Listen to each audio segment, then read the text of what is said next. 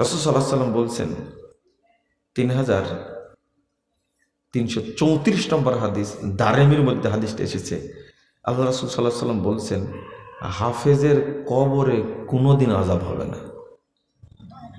বুঝেননি কথা? হাফেজের কবরে কোনোদিন আযাব হবে না। কিয়ামতের মাঠে হাফেজের কোনো ভয় লাগবে না, একবারে তারা নির্ভীক থাকবে, কোনো ভয় লাগবে না তাদের। এইরকম বরং কিয়ামতের মাঠে তাদেরকে স্বাগত জানানো হবে, হাফেজদেরকে এত সম্মান দেওয়া হবে।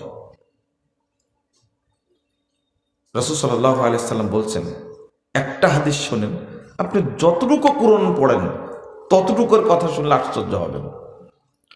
9438 নম্বর হাদিস, তাবরানী কাবিরের মধ্যে এসেছে। রাসূল সাল্লাল্লাহু আলাইহি সাল্লাম বলছেন, ইউতার রাজুলু ফি কবরি, যখন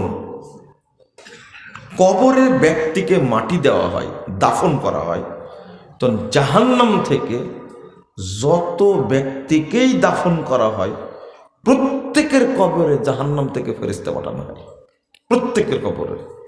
ইদা উতিয়া মিন কিবালি রাসিহি, যদি মাথার দিক থেকে ফেরেশতা ঢুকতে চাই, দাফাআতুহু তিলাওয়াতুল কোরআন, ওই যে তেলাওয়াত করেছে কোরআন, ও পাহারাদার হিসাবে থাকবে মাথার কাছে, এই আযাবের ফেরেশতাকে বিতাড়িত করবে, প্রতিরোধ করবে। এই তুমি এই দিক দিয়ে ঢুকতে পারবে না, তুমি যাও।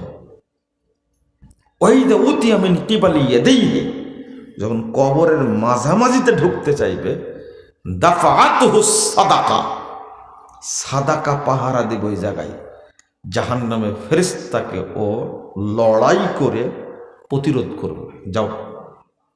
জাহান্নামের ফেরেশতার চেয়ে সাদাকা অনেক শক্তিশালী,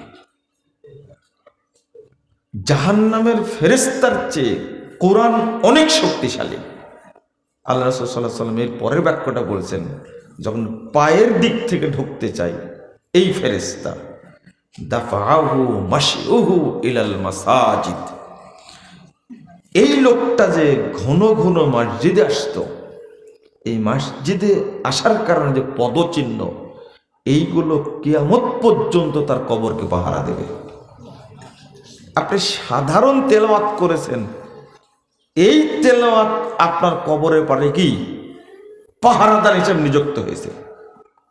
কিন্তু যদি কোরআনটা মুখস্থ করেন তাহলে কি হবে? রাসূল সাল্লাল্লাহু আলাইহি ওয়াসাল্লাম বলছেন, যখন কবর ফেটে যাবে, ইয়ানশাকুল কবরুহু, যখন হাফেজের কবর ফেটে যাবে, তখন তার কাছে কোরআন হাজির হবে। এত সুন্দর চেহারা নিয়ে কোরআন হাজির হবে, হাজির হয়ে জিজ্ঞেস করবে, হাল তারিফুনি, হাফেজ সাহেব তুমি আমাকে চিনতে পারছো, দেখো তো চিনতে পারো কিনা। তখন হাফেজ সাহেব বলবে যে হাফেজ সাহেবকেও তার এভাবে দেখেনি। তখন বলছেন যে লা আরিফু, আমি তো তোমাকে চিনছি না।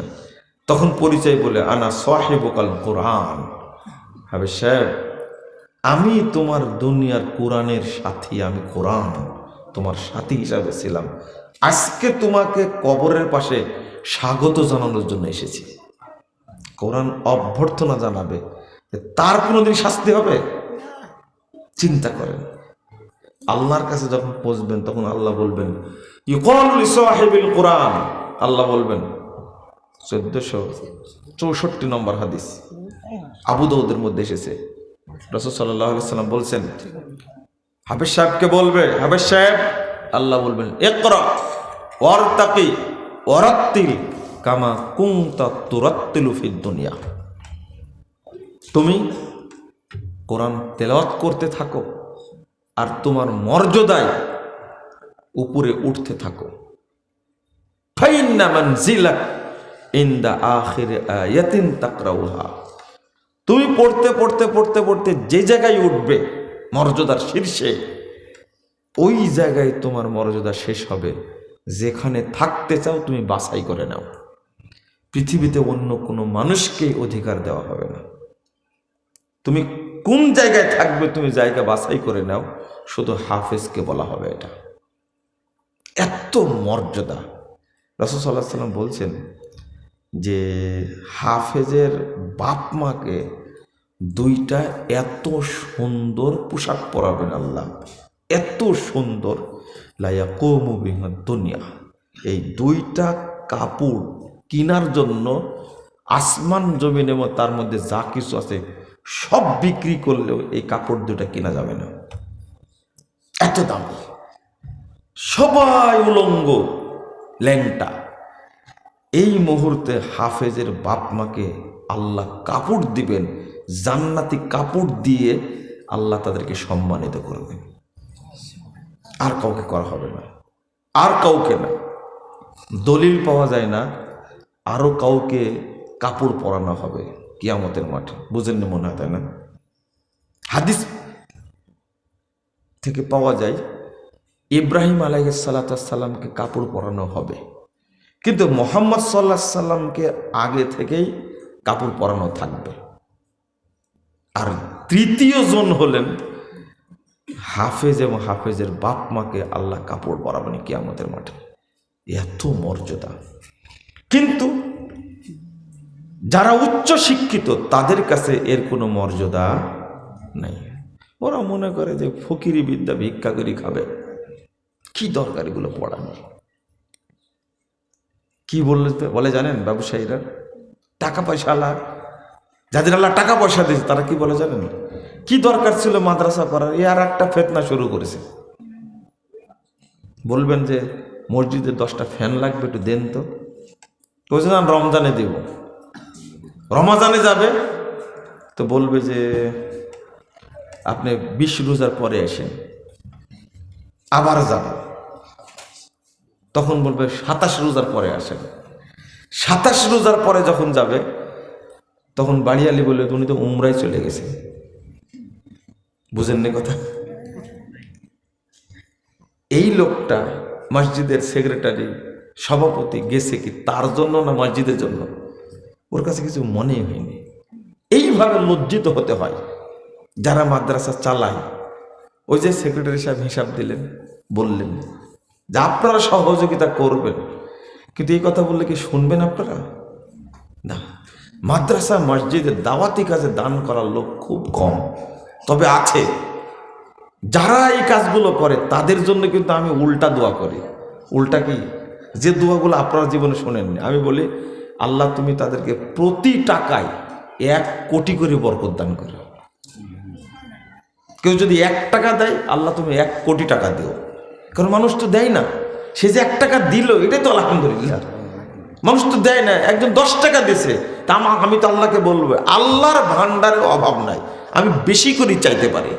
আল্লাহ ও 10 টাকা দিয়েছে, তাকে তুমি 10 কোটি টাকা বরকত দান করো। রাগ করছেন আপনারা? যারা দিচ্ছে 10 টাকায়, এটাই তো আলহামদুলিল্লাহ। 1000 জন দেয় না, একজন দেয়।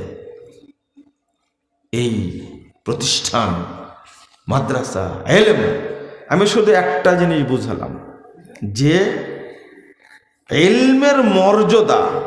আপনি এই 2-3 ঘন্টার জন্য এখানে উপস্থিত হয়েছেন, তাই আল্লাহ খুশি হয়ে বলছেন ওর যত পাপ ছিল আমি ক্ষমা করে দিয়েছি, ওর সমস্ত পাপকে আমি নেকি দ্বারা পরিবর্তন করে দিয়েছি, ও আমার কাছে যা চেয়েছে আমি তাই দিয়েছি। বুঝেননি কথা? অল্প টাইমের জন্য এসেছেন আপনি।